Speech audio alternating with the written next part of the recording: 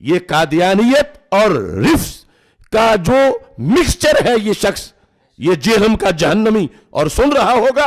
اس بھیڑیے نے وہ چیز کھینچ کے اللہ کے مقدس ولیوں پر لگانے کی کوشش کی. اس رافضی لونڈے نے وہ چیز ان ولیوں کی طرف جو ہے وہ معاذ اللہ منسوب کرنے کی کوشش کی. یہ کہتا ہے میں ہوں مسلم علمی کتابی، تو میں کہتا ہوں نہ تم علمی نہ ہو کتابی، نہ تم مچھلی نہ مرغابی، نہ تم شولہ نہ شادابی، نہ فارانی نہ فارابی، تم ہو ریبی تم مرتابی، ابن سلولی پھر کذابی.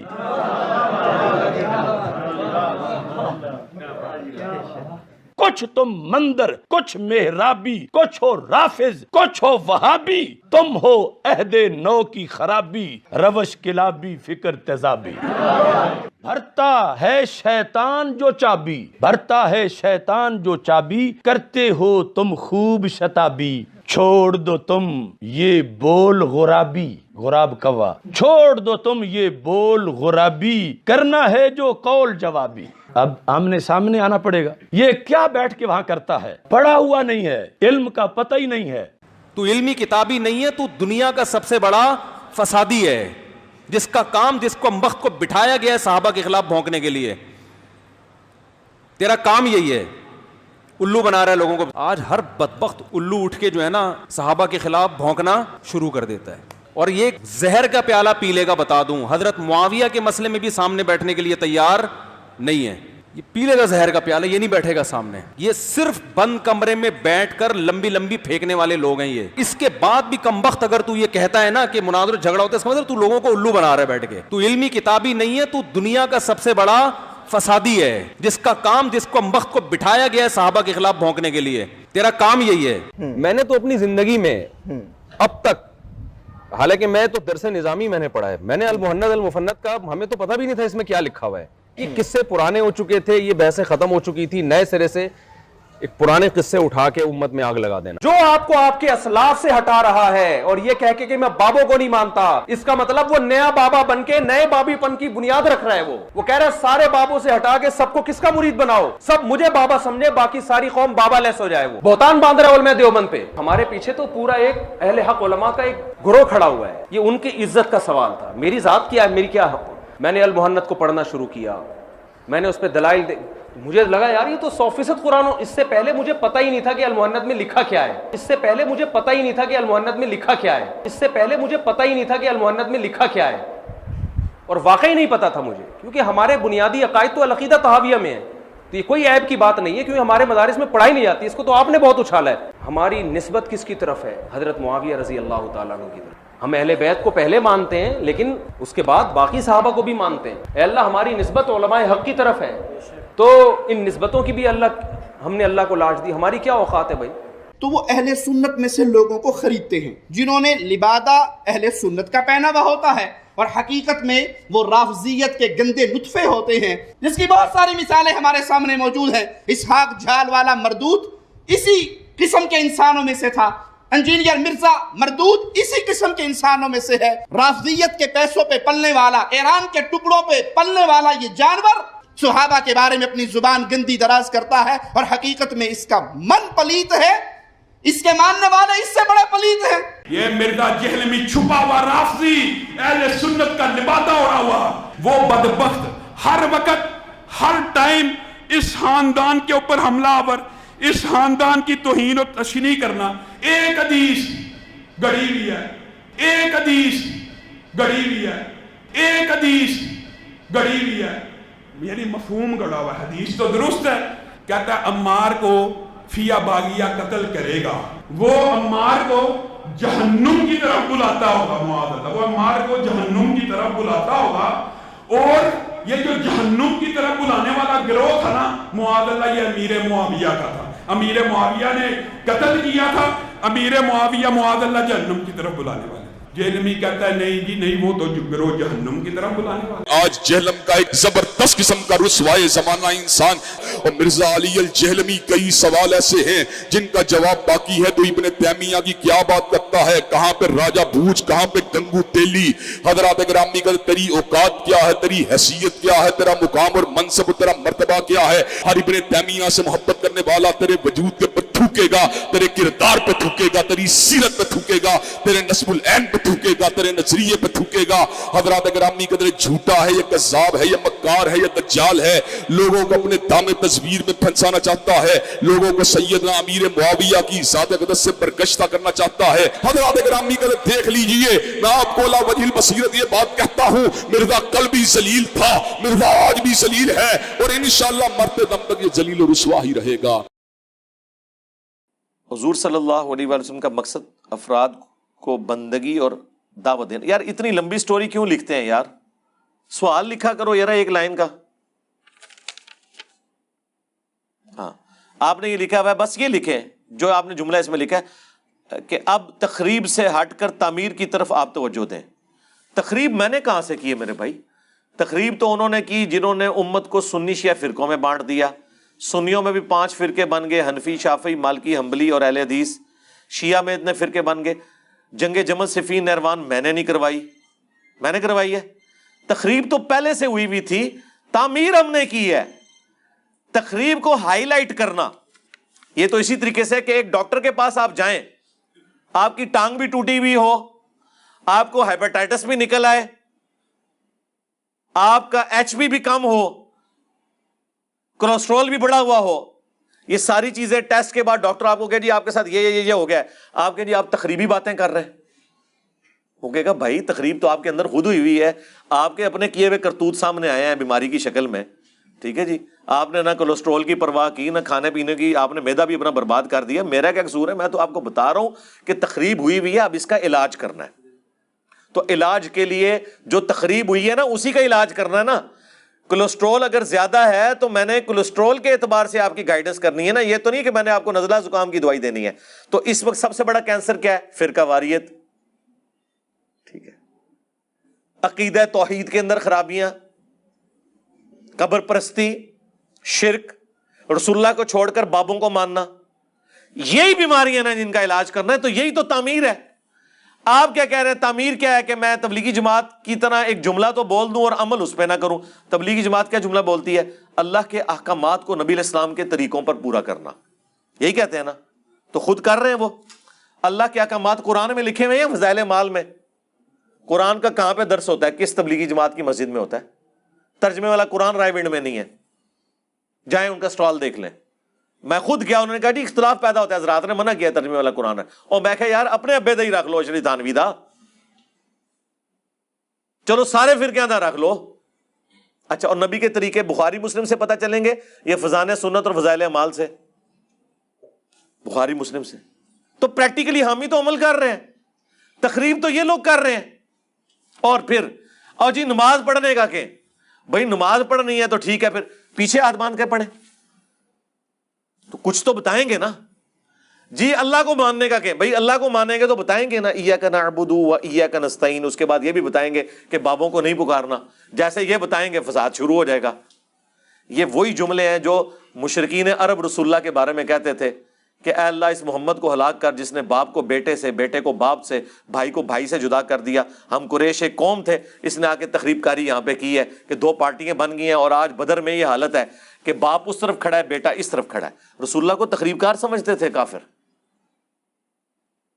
हत्ता कि सूरह अल अनफाल में आया कि ऐ अल्लाह अगर ये नबी सच्चा है तो आसमान से हम पे पत्थर नाजिल फरमा, हम इसका इनकार कर रहे हैं। पत्थर कोई नाजिल नहीं होते थे, कहते थे देख लो झूठा है।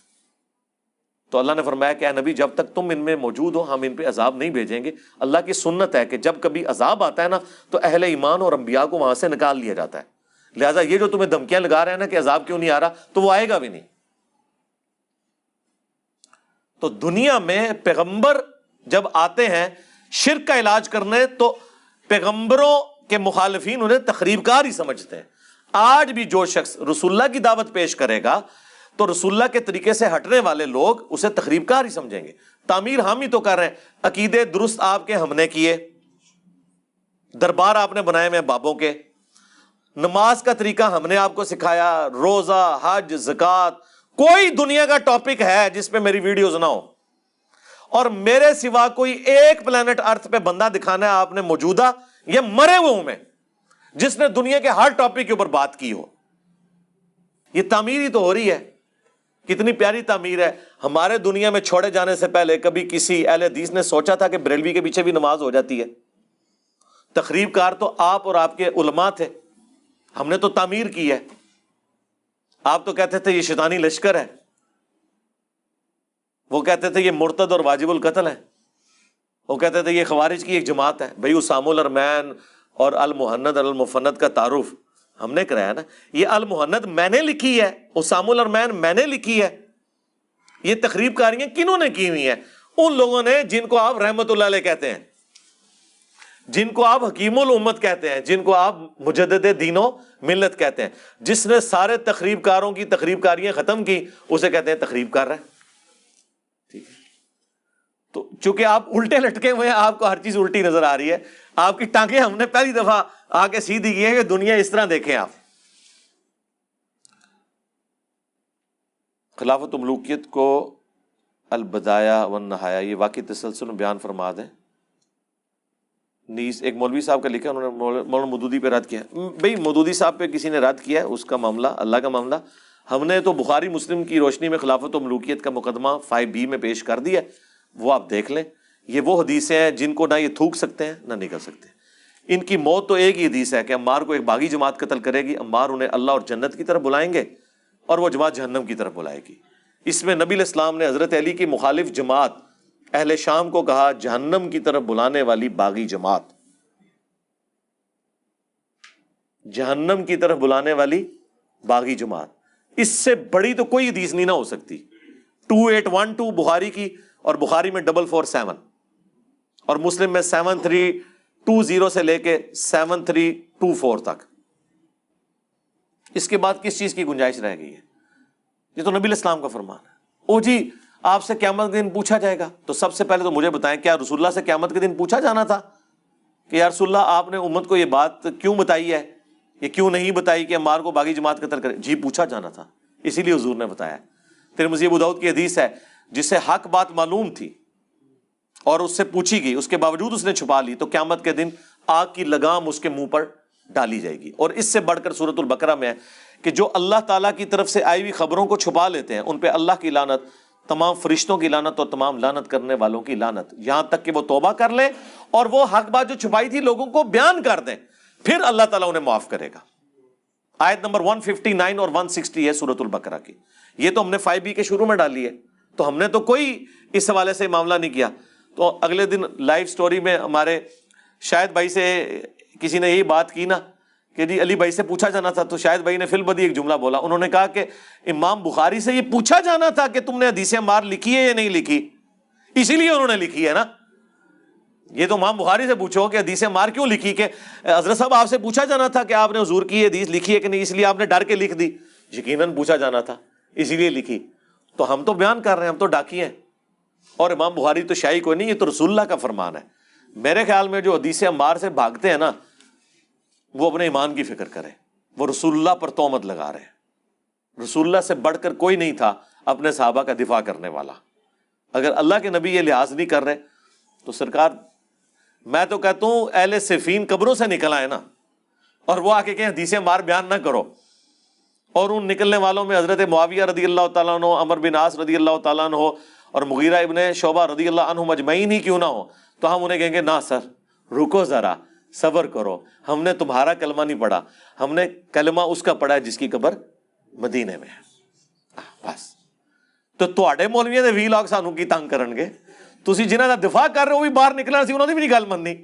اور اس سے بڑھ کر ہم انہیں ساتھ یہ بھی کہیں گے کہ حضرت ہماری قسمت اچھی ہے کہ ہم آپ کے زمانے میں نہیں, ورنہ آپ کے اوپر تلوار ہم سونت لیتے مولا علی کے حق میں, اور آپ کی قسمت اچھی ہے کہ آپ ہم سے بچ گئے. لیکن اب ہم اپنی زبان تو کم از کم کھولیں گے, اس زمانے میں تو ہم نے تلوار بھی اٹھا لینی تھی. تو اب آپ تلوار سے بچ گئے ہیں لیکن زبان سے نہیں بچیں گے, اس لیے کہ رسول اللہ نے فرمایا. رسول اللہ سے ٹکر نہیں. وہ مولانا ساگ صاحب والی گل کہ نبی نال ٹکر لے لواں میں, نہیں, یہ نہیں ہو سکتا. اس خطے کے صوفیہ کرام کے عقائد اور گستاخیوں کو آپ نے ہائی لائٹ کیا ہے، جسے ہم نے مان بھی لیا، لیکن کیا آپ ان صوفیاء کو کریڈٹ نہیں دیں گے جو انہوں نے اپنی آبائی زبانوں میں شاعری کر کے؟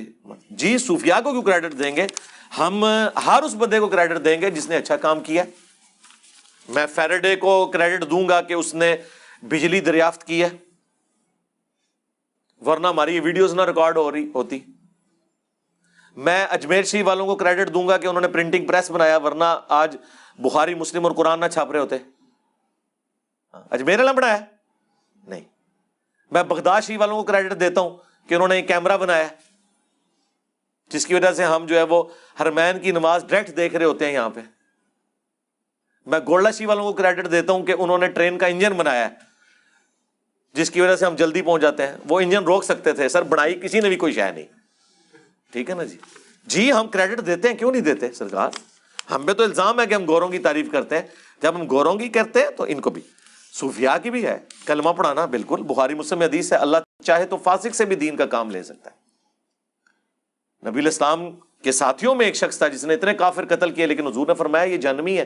بخاری مسلم کے الفاظ ہیں، صحابہ کہتے ہیں ہمیں وسوسہ ہوا کہ یہ بات جھوٹی نہ ہو جائے، تو ایک صحابی کہتے ہیں میں اس کے ساتھ ہوا، اینڈ پہ جب وہ زخموں کی تاب نہ لا سکا تو اس نے زمین میں تلوار گاڑ کر خودکشی کر لی، تو اس صحابی نے وہیں سے نعرہ لگایا صدق رسول اللہ، رسول اللہ نے سچ کہا تھا، وہ تو خودکشی کر کے حرام موت مر گیا۔ پھر حضور نے فرمایا کہ بے شک میں اللہ کا رسول ہوں، یعنی مجھے اللہ نے غیبی خبر دی تھی کہ یہ جہنمی ہے، حالانکہ اتنے کافروں کو اس نے قتل کیا۔ پھر حضور نے فرمایا کہ آخرت کا دار و مدار ایمان کے اوپر ہے، اے بلال اٹھ کے اعلان کر دو۔ اور بعض اوقات اللہ تعالیٰ فاسق سے بھی دین کا کام لے لیتا ہے۔ اس کا یہ مطلب نہیں ہوتا کہ اس شخص کے عقیدے درست ہیں۔ اب یہ باتیں کریں نا تو ان کو غصہ آ جاتا ہے، تو ان کو سمپل ایک بات کیا کریں کہ ڈاکٹر ذاکر نائک نے سینکڑوں ہزاروں ہندوؤں کو کلمہ پڑھایا، تو سب سے بڑا بزرگ تو وہ ہوا۔ آئے ہو نا ہوں دھاڑ تھلے ترا نکلیا نا تھوڑا 90 لاکھ، اور 90 لاکھ نو چھڈ، 90 تو زیادہ تھے ہندوؤں نو کلمہ ڈاکٹر ذاکر نائک نے پڑھایا نا۔ آپ کے بابوں کا تو پتہ ہی 90 لاکھ تو آبادی نہیں تھی اس زمانے میں۔ تو یہاں پر جو ہم نے خود دیکھا اس کو ولی اللہ کیوں نہیں مانتے؟ اور نہیں جی اس طرح کو ولی ہو جاتا ہے، تو سر اس طرح بھی ولی کوئی نہیں ہوتا۔ جاؤ ہوں پھکی لب گئی ہے، شاہ جی لب گئی ہے پھکی۔ اہل علم بانٹتے ہوئے کیوں ہچکچاتے ہیں؟ بہت سے لوگوں کے پاس علم ہوتا ہے، آج کل پڑھے لکھے طبقے میں بھی علم تو آپ کا خیال ہے بہت سے لوگوں کے پاس ہوتا ہے، ہمارا تو غلط ہی تجربہ ہوا ہے۔ علم نہیں ہوتا، ان کے پاس اپنے بزرگوں کی لکھی ہوئی کتابوں کی باتیں اور سٹوری ہوتی ہیں جو انہوں نے یاد کی ہوتی ہیں۔ علم تو ہے قرآن و سنت کا علم۔ یہ جتنے علماء ٹی وی پہ آ کے مسائل بتا رہے ہیں، کبھی کسی کے منہ سے آپ نے آیت حدیث اور اس کا نمبر سنا ہے؟ آپ کیوں یہ سمجھے ہوئے ہیں کہ یہ لوگ بہت علم والے ہیں؟ علم والے تو وہ ہوں گے حدیث بیان کریں، نمبر بتائیں، نہیں بتا رہے ڈسپلے ہو جائے، کم از کم کتاب کا نام بتائیں، آیت کا ریفرنس کوٹ کریں۔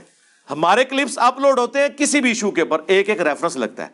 یہ لوگ تو سطحی باتیں کرتے ہیں، چاہے غامدی صاحب ہوں، چاہے تقی عثمانی صاحب ہوں، چاہے طارق جمیل صاحب ہوں، چاہے الیاس قادری صاحب ہوں، باتیں کر کے سائڈ پہ ہو جاتے ہیں۔ علم والی تو بات ہی کوئی نہیں۔ علم تو وہ ہوگا جو کتاب و سنت کے دلائل کے ساتھ ہوگا۔ اگر رائے پیش کرنی ہے تو میرے خیال ہے عمر شریف سب سے بہتر رائے پیش کر سکتا تھا، کیونکہ اس کی فلوئنسی زیادہ تھی۔ صرف زبان سے بولنے کا نام ہے تو آفتاب اقبال صاحب بہت بڑے عالم دین ہیں، اچھے طریقے سے بول لیتے ہیں، وہ بولنے کا نام تو نہیں ہے نا، ریفرنس ہو، یہی سب سے مشکل کام ہے۔ اس لیے میں نے بات کی تھی کہ لائیو کوسچن آنسر سیشن قرآن و سنت کی روشنی میں کوئی چلا کے بتائے۔ چلا تو بہت لوگ رہے ہوں گے، ٹھیک ہے نا جی، وہ چلانے سے تو کچھ نہیں ہوتا نا۔ قرآن و سنت کی روشنی میں کوئی بات کرے، آیت کوٹ کرے، حدیث کوٹ کرے کہ اس حدیث کے تحت یہ رزلٹ ہے۔ وہ زیادہ کہتے ہیں علماء نے فرمایا ہے، اس میں فلاں عالم کی یہ رائے ہے، یہ مسئلے بتا رہے ہوتے ہیں۔ ہمارے لائیو سیشنز اب تو ماشاءاللہ 100 سے اوپر ہو چکے، کوسچن آنسر سیشن لاکھوں میں سوال ہو چکے ہیں، ہزاروں میں نہیں۔ آپ دیکھیں ہر چیز ہم نے اللہ کے فضل سے کلیئر کی ہے، ٹھیک ہے جی۔